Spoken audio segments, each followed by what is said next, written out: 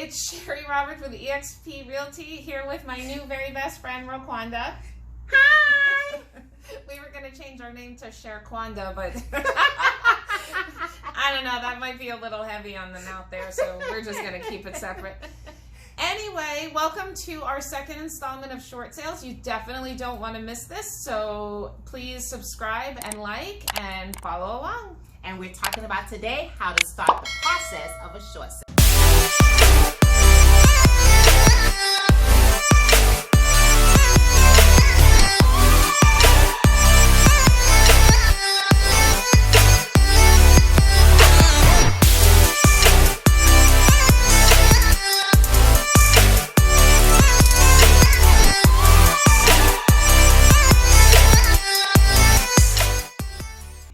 Guys, thank you for joining us again for another episode. Now, you guys know that Sherry is the bomb on short sales, right? So let's talk about how do we start the process of a short sale. Like, I am underwater. I realize I cannot make my payments.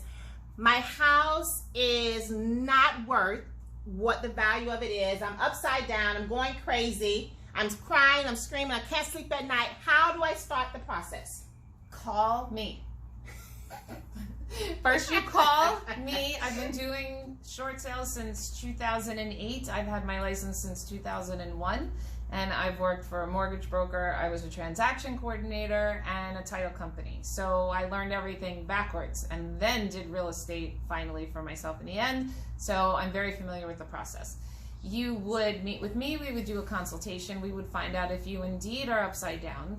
You would hand me as much paperwork as you can, the most important thing being your most recent mortgage statement. We will find out who owns your loan because each of the investors have different guidelines that we need to follow. And Stop. When you say who owns your loan, what do you mean by that? Fannie Mae, Freddie Mac, all the investors, the government entities, FHA, anything, whoever, really your Wells Fargo, Bank of America, they service your loan. Behind them is actually who owns your loan. Thank you for that clarification. Continue. You are so welcome. And then I know, once I find out who owns your loan, I know what paperwork you need and what steps to follow. In rare instances, we would do the short sale first, and the bank would actually tell us what to price your house at. Most of the time, they won't touch it until we actually have a contract. So I like to call this the paper gathering time. We're on our time. Okay. If it takes you a little while, fine. No problem. We'll get all the paperwork together. Once we have an executed contract, which I'm jumping ahead, we are on bank time. Every day we miss, every document, every week it takes you to get the bank something they need, we lose the time at the end, and we're that close, much closer to foreclosure. So the beginning time, I like to be very proactive and make sure we have every document and form they could possibly need, and I would do the research for that, as each investor requires different documentation. That is true. So, because even each investor requires different documentations, just to be proactive, can you say some things that most of them require so they can start gathering before they call us? 2 years recent tax returns, 3 to 6 months bank statements, 1 to 2 months pay stubs, things like that. Hardships, we need a hardship letter, we need reasons why, how did you get into this, and let's explain it. I write a letter on behalf of the seller to the bank as well. So they need to see all of your financials, and then anything from your employer, if, like I said, if you had to leave, or a divorce decree or things like that, that we can prove that you really do indeed have a hardship. Okay, perfect. So my question, will we then put the house on the market and wait? Because when I look online, sometimes I see where it says short sale unapproved and some short sales that's approved. Can you explain that? Yes, 99% of the lenders I've ever dealt with and investors will not look at the short sale until I have a contract on it. Some of them, when they say approved, maybe God forbid the deal fell through the first time, so they already know what the bank is willing to accept. But normally we just have to go through the motions, and if it takes 1 or 2 deals to go through, you know, that's what we have to do to get the bank to actually approve the price. Okay, so we put the house on the market. Yep. We find a buyer that wants to go into contract with the seller. Correct. We now have an executed contract. Hold on 1 second. The seller still owns the property. Okay? Yes. The bank makes the final decision. However, the seller still has to sign the listing agreement and the contract.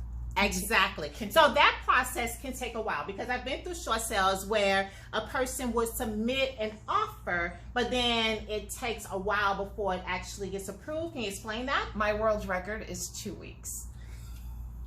That's good. Communication is key. Here's what Roquanda and I offer.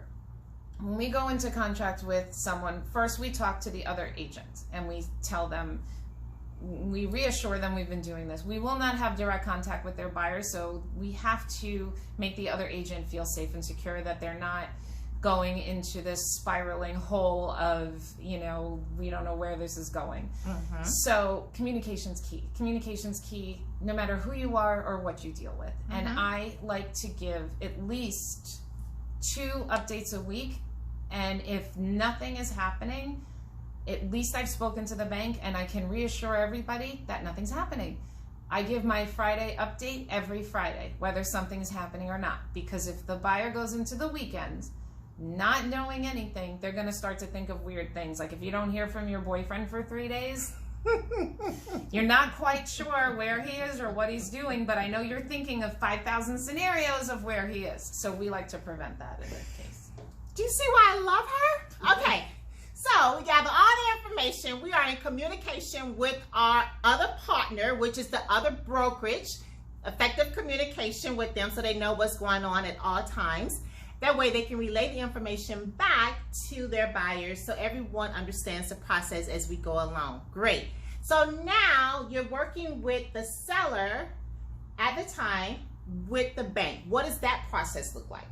So they'll come back. We send a preliminary closing statement. I have a title company that I work with. That's fantastic.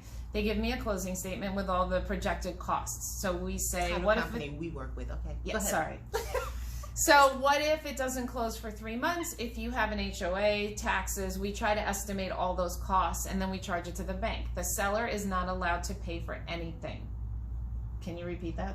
The seller is not allowed to pay for anything. I'll say it in another language.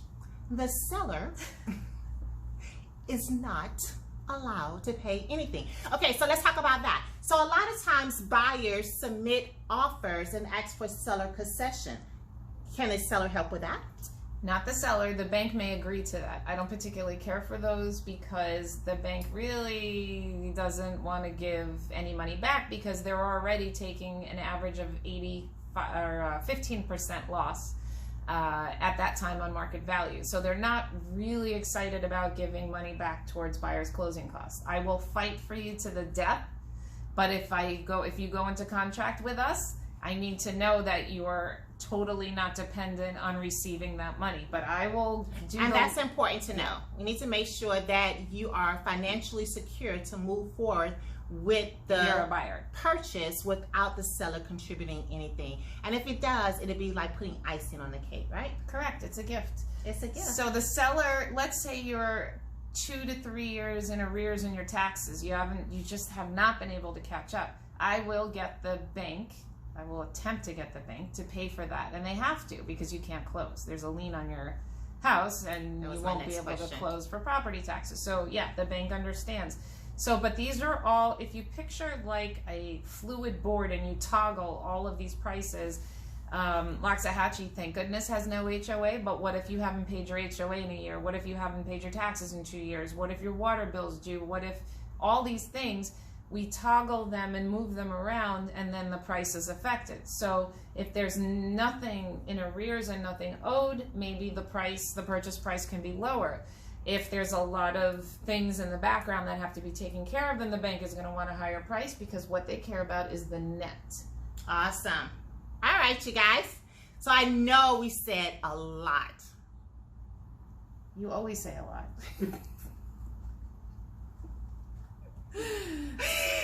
So that means that you have to scroll on down and watch our next video, you guys. Many blessings. Don't forget to hit the subscribe button. Don't forget to hit the like button and the bell so that you can get notifications from us us when we do more videos. Yeah, what she said.